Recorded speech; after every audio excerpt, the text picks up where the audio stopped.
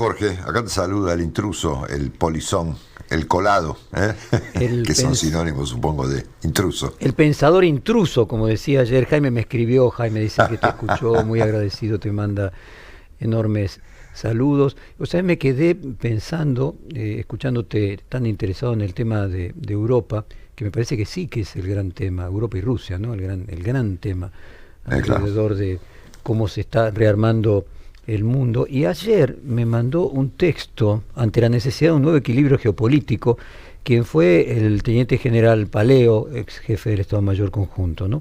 Y que él planteaba algo interesante para todos los argentinos que quieren tener pasaporte europeo, italiano o español, que deberían pensar que eso implica, te digo textualmente, quienes aspiren a disponer una nacionalidad europea deberán prepararse para servir en sus Fuerzas Armadas en forma efectiva y arriesgarse a enfrentar una tercera guerra europea que los vuelva a empujar a abandonar Europa. Pero interrogantes, ¿qué harán las minorías, ya no tan minorías musulmanas, árabes, africanas, que son una parte importante de la población europea hoy, ¿no? Y te digo, me quedé todos los días. Yo ya escribí 2 veces sobre los últimos domingos escribí sobre eso, sobre Europa, y veo tu interés y me parece absolutamente compartido. Está cambiando el mundo después de 80 años, digamos, de que Estados Unidos con la OTAN era el protector de Europa, ¿no?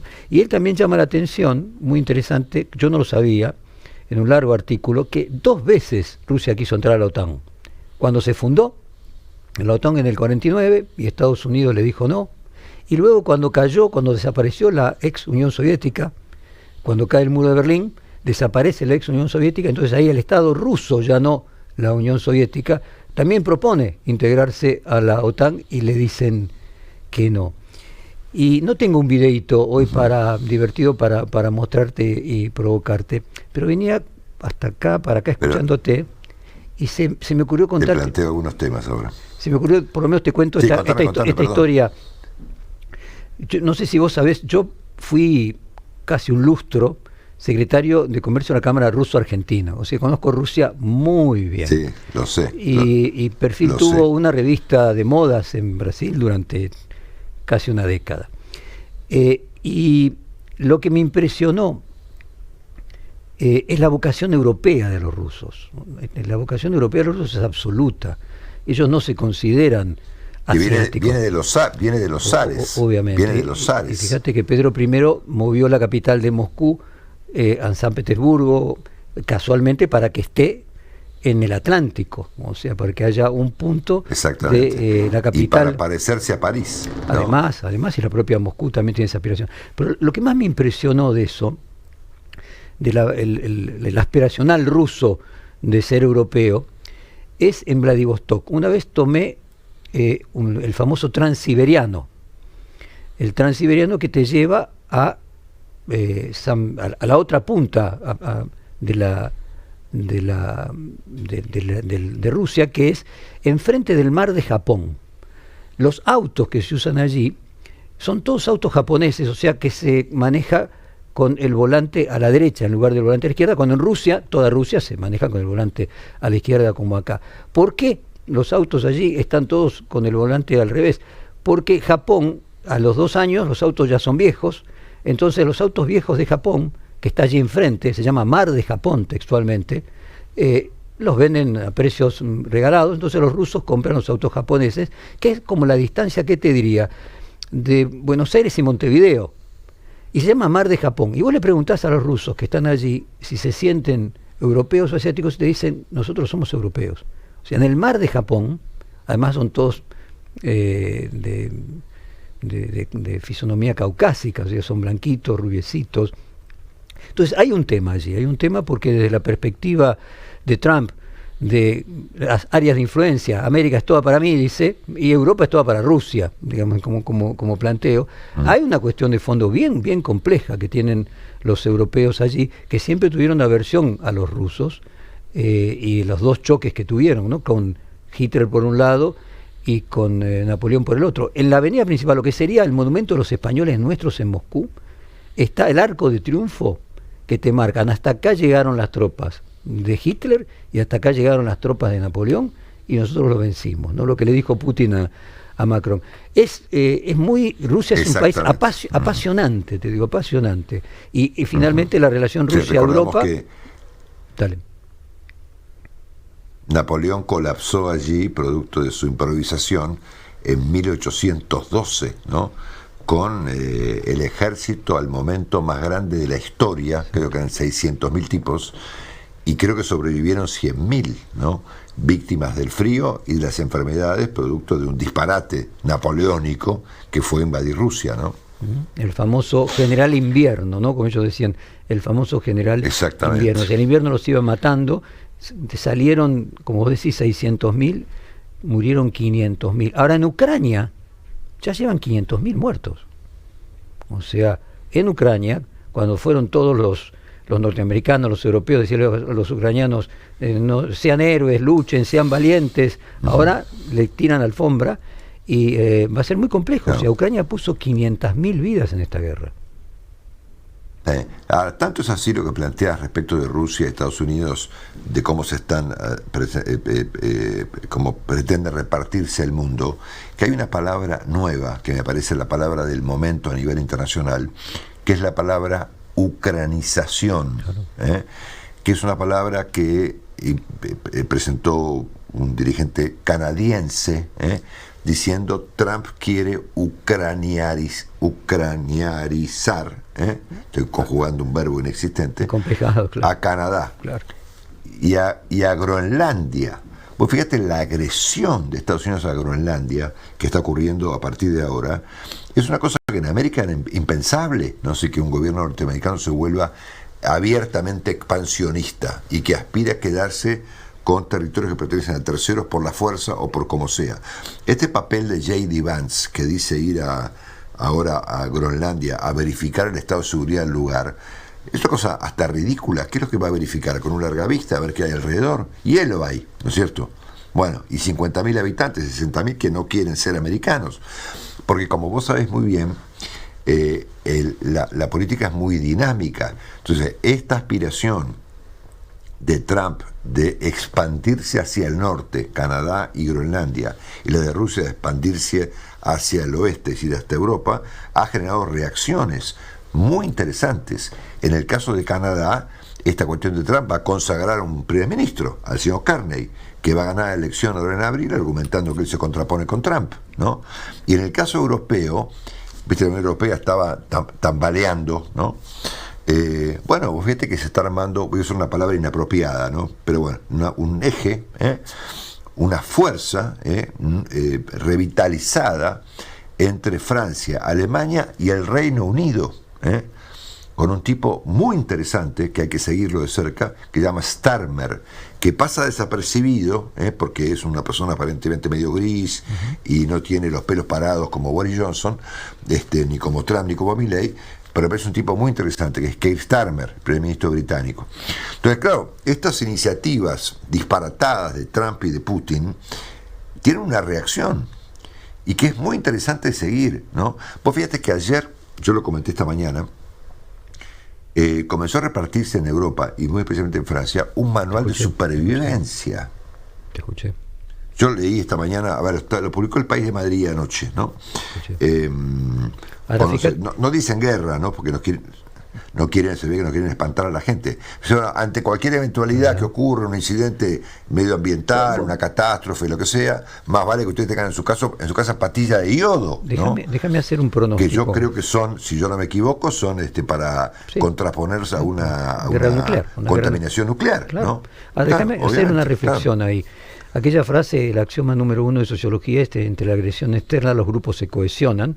Entonces lo que está logrando Trump por un lado es que Inglaterra salga del Brexit, aunque sea de manera simbólica, vuelva a Europa, Europa se junte.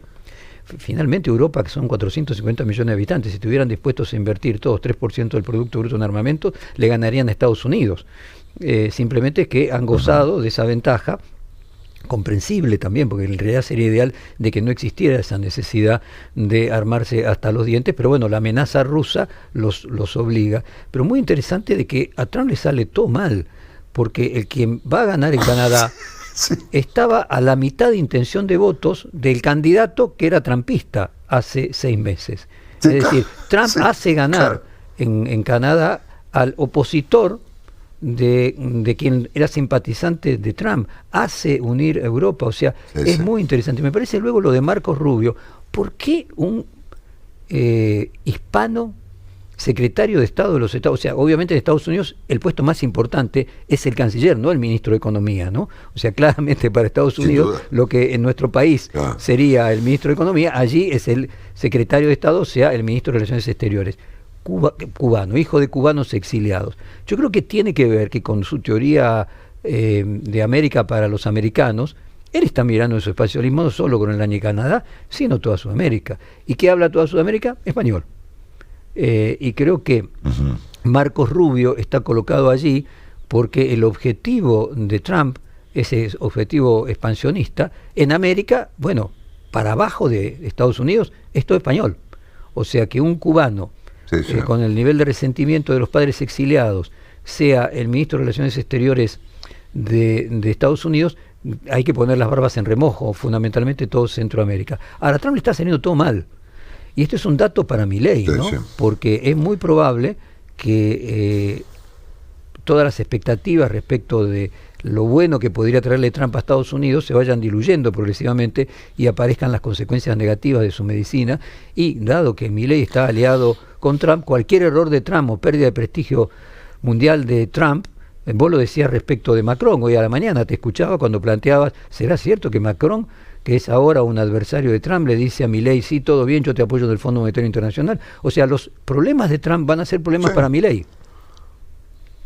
Claro, vos fíjate que hay 3 países ahí, hoy lo veíamos con Elisa Pejer esta mañana, Gran Bretaña, Alemania y Reino Unido, que son hoy en día aliados en Europa en contra de Putin, en contra de Orbán, que es un amigo de Milei, y en contra de Trump. Bueno, Argentina finalmente en algún sentido depende en el Fondo Monetario del voto de estos 3 países, ¿no? Yo no sé qué tenía que festejar ayer Macron con Milei. A ver, recordá que en el día del discurso del 23 de enero en Davos, que obviamente el debate quedó reducido a esta postura de Milei respecto a la relación de la homosexualidad con la pedofilia, pero en ese debate, yo lo comenté contigo en un reportaje que tuviste la gentileza de hacerme hace como un mes, en esa presentación de Milei, pasó desapercibido por el ruido que generó lo otro, el tipo se presentó en Europa, en Suiza, como un aliado de Orbán, y hoy Orbán está siendo visto en Europa como un obstáculo, como un problemón, y es además, como tú sabes, un autócrata, ¿no? Aliado de Putin. Entonces yo no me hubiera gustado ser mosca, ¿no? Para escuchar la conversación entre Macron y Milei, ¿no? O sea, yo lo que diría, mira, me Porque manda... vos acordate, No, me manda una... hay un artículo genial. Sí. Perdón, No, perdón. dale vos. Bueno, te intruso de vuelta. Hay un artículo muy interesante, que se llama El momento de gol, que lo publicó hace 2 o 3 días Clarín, firmado por un tipo, a mí me parece un personaje excepcional, que se llama Carlos Pérez Llana. ¿Lo ubicás? Sí, claro que lo ubico, claro, Carlos. Colaborador Bueno, nuestro también. Ok, un tipo muy genial. Ok. Y decía... Él lo que repasa en ese artículo es el papel fundamental, a partir de las ideas de Gaulle, que era un tipo muy nacionalista, del presidente Macron para plantarse frente a Rusia, diciendo, ojo, nosotros tenemos armas nucleares, ¿no? Que fueron pensadas para circunstancias como esta. Y también ocurrió que en su momento, aquí es una pequeña anécdota de color, digamos, Donald Trump fue a festejar el Brexit, porque él fue con Steve Bannon, uno de sus promotores, ¿no? En la época de Boris Johnson, que hay gente, creo que es Jaime Bailey, que dice que es el idiota más culto del mundo, ¿sabías? ¿No? Idiota más culto, no sabía que Jaime le decía eso. Bueno. Sí. Pero está bien, pues se puede ser las dos cosas bueno, sin ninguna duda. Sí, obviamente, bueno, tipo muy culto, ¿no? Pero evidentemente metió al Reino Unido un gran despelote, ¿no? Y todo esto no lo vio, ¿no? Trump, cuando el Brexit, va a festejar el Brexit, a aplaudir el Brexit, a un lugar muy inapropiado, que es un lugar que yo conozco muy bien, que es Escocia, ¿no?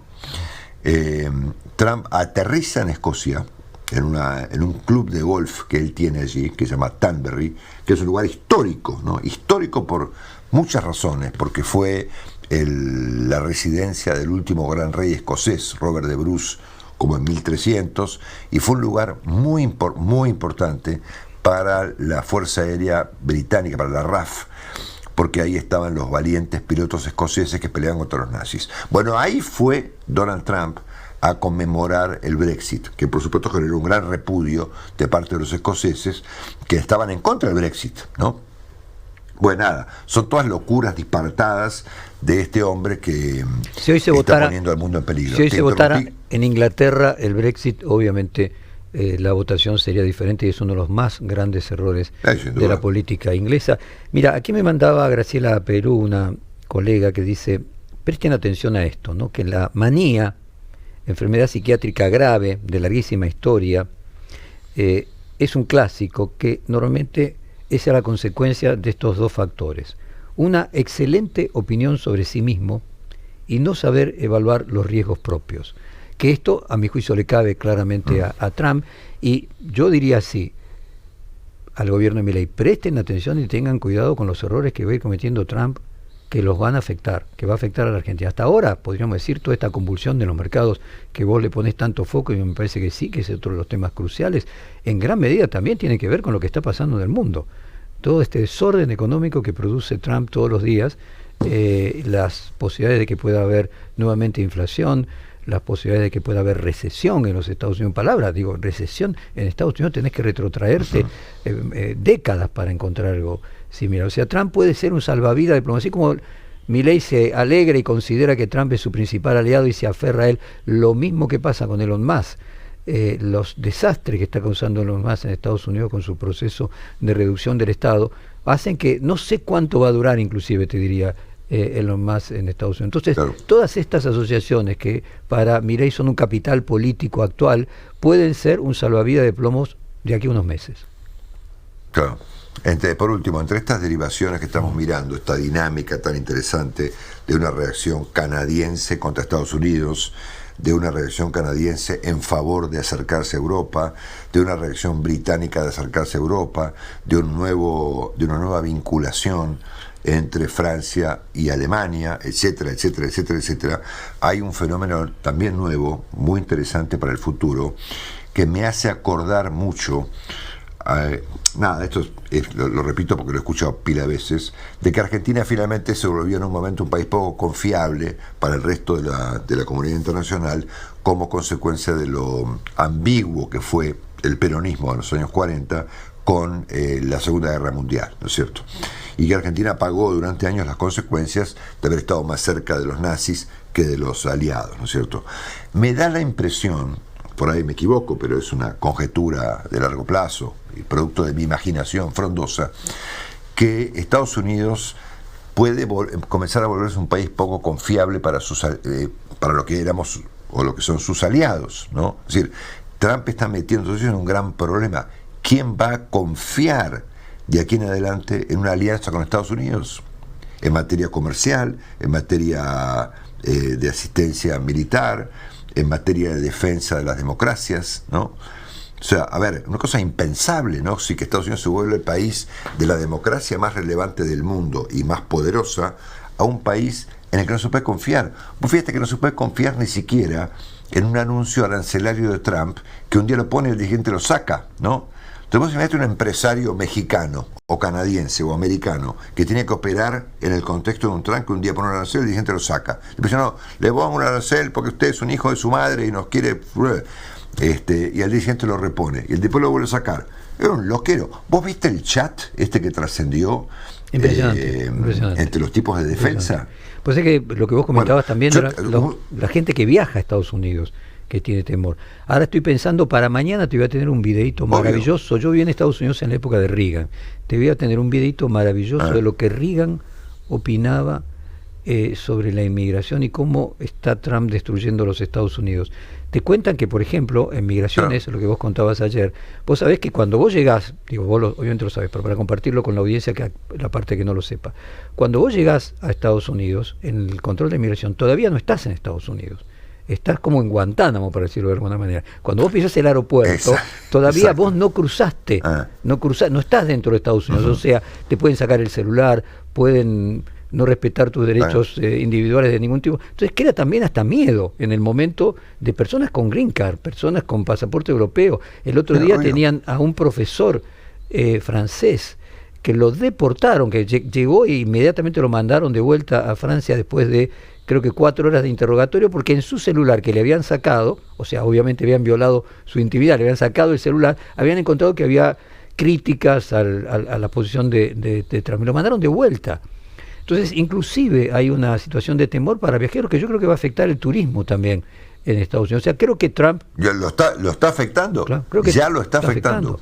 Trump va a ser un problema serio para los Estados Unidos. Mañana entonces te muestro ese videito y hablamos de cómo Dale. aquella derecha conservadora, pero razonable, uno puede decir más parecido a lo que era el PRO en la Argentina, se convirtió en el Partido Republicano se convirtió en esta cosa extrema más parecida a la Libertad Avanza. Marcelo, muchas gracias. Un gusto tenerte acá. Gracias, Al Jorge, intruso. un abrazo. Seguí intrusándonos siempre. Un fuerte abrazo. Gracias.